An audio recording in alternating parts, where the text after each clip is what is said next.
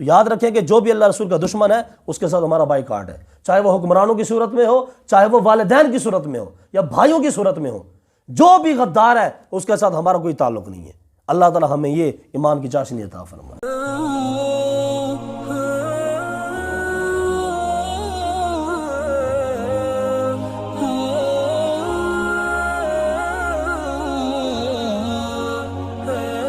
مکے والوں کے ساتھ ایک معاہدہ فرمایا تھا۔ معاہدہ کیا تھا؟ نبی علیہ السلام نے فرمایا دیکھو بھائی، ہمارے اور تمہارے درمیان 10 سال کا معاہدہ ہے، نہ تم ہم سے لڑو گے نہ ہم تم سے لڑیں گے 10 سال میں۔ اور ایک شرط اس میں یہ بھی تھی کہ مکے میں جتنے قبیلے ہیں اگر وہ ہمارے دوست بننا چاہتے ہیں، مدینے والوں کے دوست بننا چاہتے ہیں، تو تم ان کو روکو گے نہیں، اور مدینے والے جو مکے والوں کے دوست بننا چاہتے ہیں تو ہم ان کو نہیں روکیں گے۔ انہوں نے کہا ٹھیک ہے جی۔ پھر ایسا ہوا کہ مکہ مکرمہ میں ایک قبیلہ تھا جس کا نام تھا قبیلہ بنو خزاعہ۔ یہ جو فتح مکہ ہوا نا، یہ اسی قبیلے کی وجہ سے ہوا ہے، بنو خزاعہ کی وجہ سے۔ تو یہ بنو خزاعہ والے جو ہے یہ نبی پاک علیہ السلام کے حلیف بن گئے، اور بنو بکر والے یہ قریش کے حلیف بن گئے، اور یہ دونوں آپس میں دشمن تھے، خزاعہ والے اور بکر والے۔ تو بکر والے قریش والوں کے حلیف تھے اور خزاعہ والے نبی پاک علیہ السلام کے حلیف تھے۔ تو ایسا ہوا کہ ایک مرتبہ نا، یہ جو بنو خزاعہ والے تھے، یہ حضور علیہ السلام کے جو حلیف تھے، ایک مرتبہ یہ کسی وادی میں سو رہے تھے آرام سے۔ تو یہ جو قبیلہ بنو بکر والے تھے نا، یہ تو بکر والے تو قریش والوں کے تھے، تو ان میں سے ایک بندے نے بات کر دی کہ یار یہ ہیں ہمارے دشمن اور یہ وادی میں بڑے آرام کے ساتھ سو رہے ہیں، حالانکہ معاہدہ ہو چکا تھا۔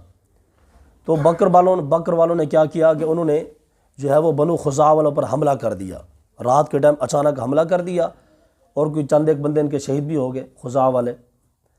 خیر یہ جو قریش والے تھے پھر انہوں نے اپنے حلیف بکر والوں کو ساتھ دے دیا، ہتھیار وغیرہ سپلائی کر دیے، جیسے امریکہ کر رہا ہے، اس نے جو انویسٹمنٹ کی تھی اس میں افغانستان میں۔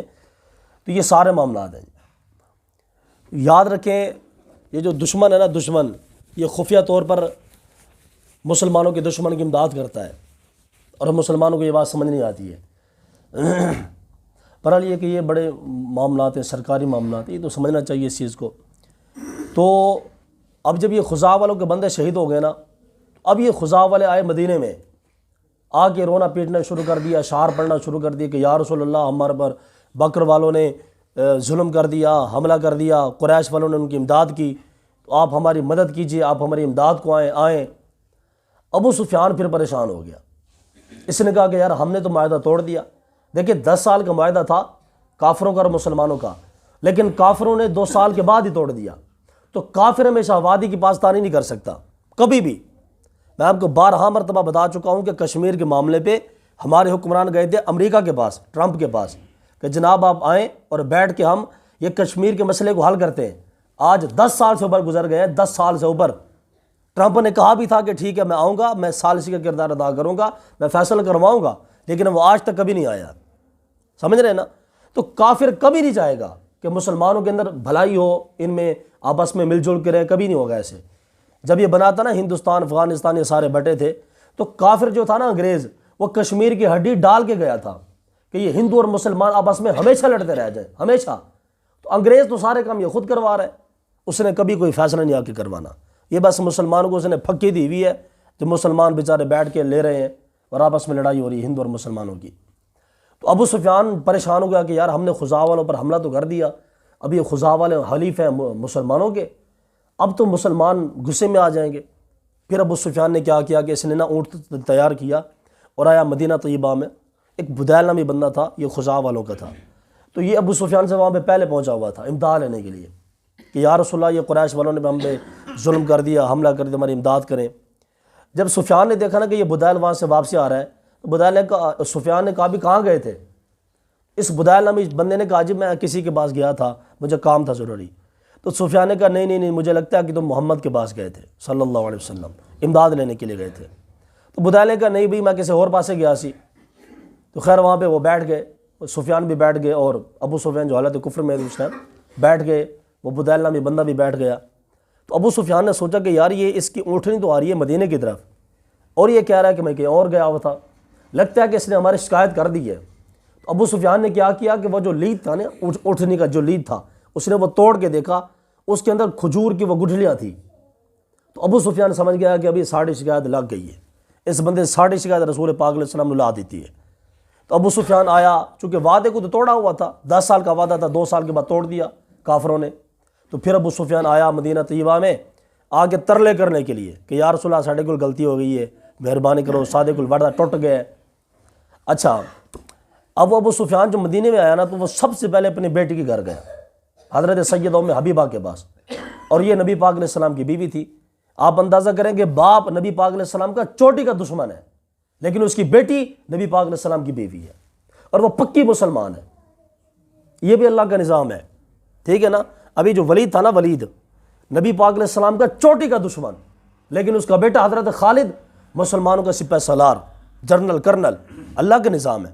ابو جہل چوٹی کا دشمن, لیکن اس کا بیٹا حضرت اکرمہ مسلمان تھا, صحابی تھا, اور بڑا جڑے قسم کا, سب لیٹ تو ایمان لے کے آئے لیکن کمال کر دی حضرت اکرمہ نے. یہ اللہ کا نظام ہے. اللہ نے فرمایا کہ میں مردوں سے زندوں کو نکالتا ہوں. یہی وجہ ہے. اس کی مثال یہی ہے کہ اللہ تعالیٰ کافر باپ میں سے اس کے اولاد کو مسلمان بنا دیتا ہے. تو یہ اللہ تعالیٰ کی مثال ہے. اب جب یہ حضرت ام حبیبہ تھی نا, تو ابو سفیان سب سے پہلے ان کے پاس آئے. بیٹی تھی. تو جب یہ گھر میں آئے نا, تو نبی پاک علیہ السلام گھر پہ نہیں تھے. اندر آ گیا ابو سفیان, آ کے نا حضور علیہ السلام کے بستر مبارک کے اوپر بیٹھنے لگا. گدا مبارک بچھا ہوا تھا, ابو سفیان بیٹھنے لگا, چونکہ یہ معذرت کرنے کے لیے آیا تھا نا, وعدہ توڑ کے پھر معذرت کے لیے آیا ہوا تھا. تو حضرت ام حبیبہ نے کہا کہ ابو جان ٹھہرے ایک منٹ ٹھہر جائیں. تو ابو سفیان نے کہا کیا ہے بیٹا, خیر ہے. تو حضرت ام حبیبہ نے وہ جو حضور کا بستر بچھا ہوا تھا نا, وہ نیچے سے کلوز کر لیا, لپیٹ لیا, اٹھا لیا. تو بعد میں کہا کہ ابو جناب اب بیٹھ جائیں. تو ابو سفیان نے کہا کہ بیٹی کیا وجہ ہے, میں بستر کے قابل نہیں ہوں کہ بستر میرے قابل نہیں ہے, میں سردار ہوں, تمہارا باپ ہوں. یہ الگ بات ہے کہ تم مسلمان ہو, یہ کیا وجہ ہے کہ تم نے مجھے کس لیے بستر اٹھا لیا ہے رسول پاک علیہ السلام کا. حضرت ام حبیبہ نے فرمایا کہ ابو جان آپ اگرچہ سردار ہیں, لیکن یاد رکھیں کہ آپ مشرک ہیں, آپ کافر ہیں, اور رسول پاک علیہ السلام کا بستر پاک ہے. تو آپ رسول پاک کے بستر پہ نہیں بیٹھ سکتے, ویسے آپ بیٹھ جائیں. اب یہاں سے آپ نے کیا اندازہ لگایا, حضرت صاحب جہاں تک دین کی بات ہے, دین کی, تو اگر باپ بھی مقابلے میں آ رہا ہے تو کھڑا ہونا پڑے گا, پھر جا کے ایمان بچے گا.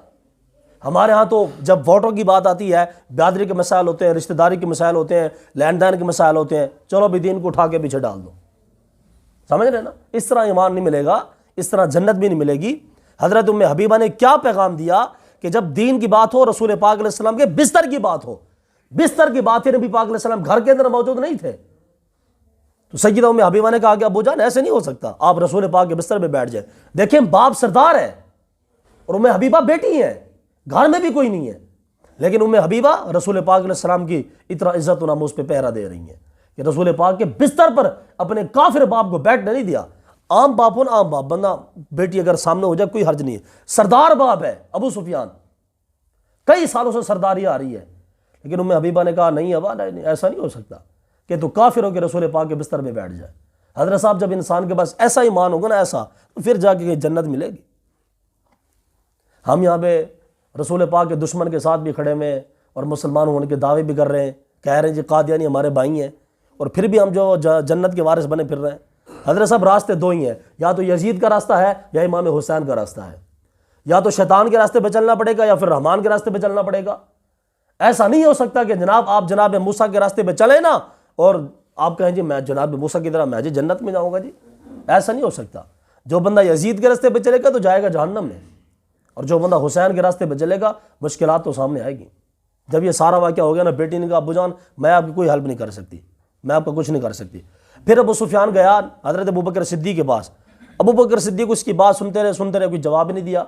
ابو سفیان نے کہا کہ یار وہ نا بکر والوں نے حملہ کر دیا خزاع والوں پر, تو میں وہ ہم سے مسٹیک ہوئی, ہم نے امداد کر دی تھی, تو میں معذرت کرنے کے لیے آیا ہوں. حضرت ابوبکر نے کہا بھی مجھے کوئی نہیں پتا, آپ جاؤ یہاں سے. وہاں سے اٹھ کے چلا گیا ابو سفیان. سردار ہے, سردار مکے والوں کا, کافر ہے, سردار ہے, بدر میں بھی آ گیا, احد میں بھی آ گیا, خندق میں بھی آ گیا, حضور کے مقابلے میں ہر مقام پہ آیا, لیکن اب آ کے منت کر رہا ہے. ٹھیک ہے, ابوبکر صدیق نے کہا بھی میں تیری کوئی گال نہیں سننی. پھر یہ عمر بن خطاب کے پاس آیا. اس نے کہا کہ یار عمر تو بھی سردار تھا, چونکہ اپنی رشتہ داری بھی ہے تو سرداری بھی ہے, تو مہربانی کر, معذرت واسطے آیا. جناب عمر بن خطاب نے فرمایا اللہ کے دشمن, اگر میرے ہاتھ تلوار ہوتی نا میں تیری دھوڑ مٹ کے رکھ دینی سی, جا دوڑ جا تو کوئی معذرت نامہ نہیں ہے۔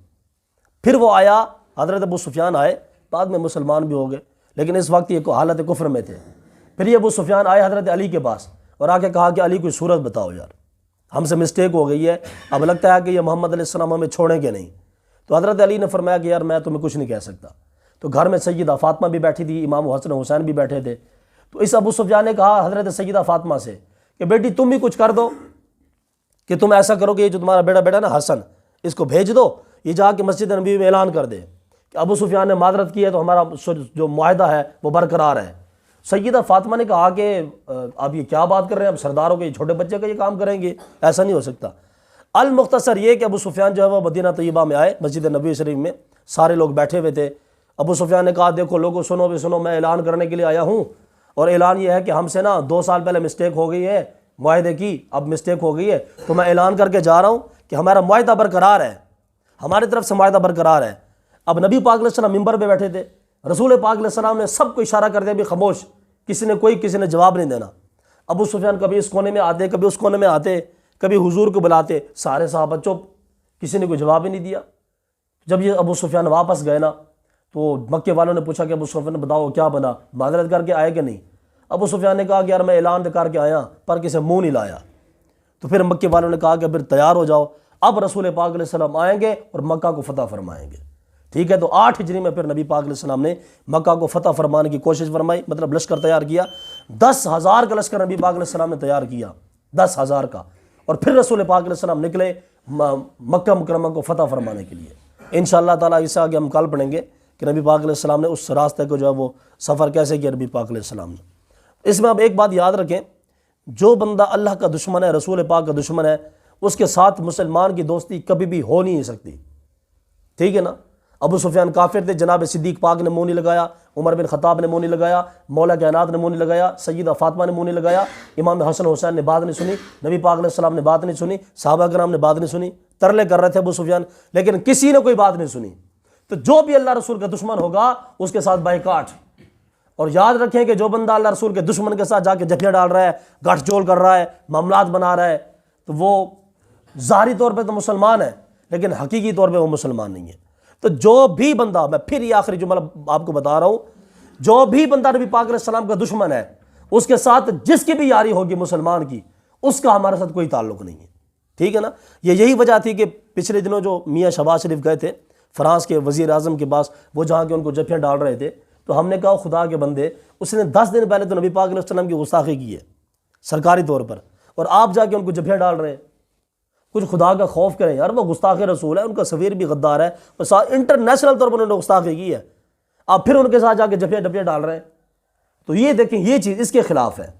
اب یہ سارا واقعہ ان کو سنائیں اور بتائیں کہ بھی آپ مسلمان ہیں، صحابہ کرام نے تو منہ نہیں لگایا دشمن رسول کو، اور آپ جا کے جفیاں ڈال رہے ہیں، تو پھر یہاں پہ مولوی جو ہے وہ دہشت گرد بن جائے گا، مولوی پھر پاکستان کا غدار بن جائے گا۔ جو بھی اللہ رسول کا دشمن ہے اس کے ساتھ ہمارا بائیکاٹ ہے، چاہے وہ حکمرانوں کی صورت میں ہو، چاہے وہ والدین کی صورت میں ہو، یا بھائیوں کی صورت میں ہو، جو بھی غدار ہے اس کے ساتھ ہمارا کوئی تعلق نہیں ہے۔